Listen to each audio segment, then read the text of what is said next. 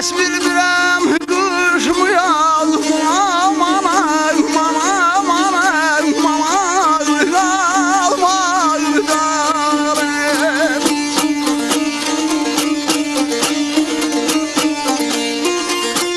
vay sazaşı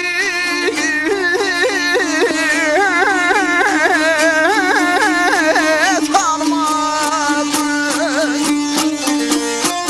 zalim hanım ay sarı tel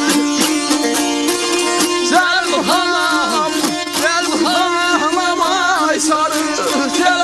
ay sarı tel ay sarı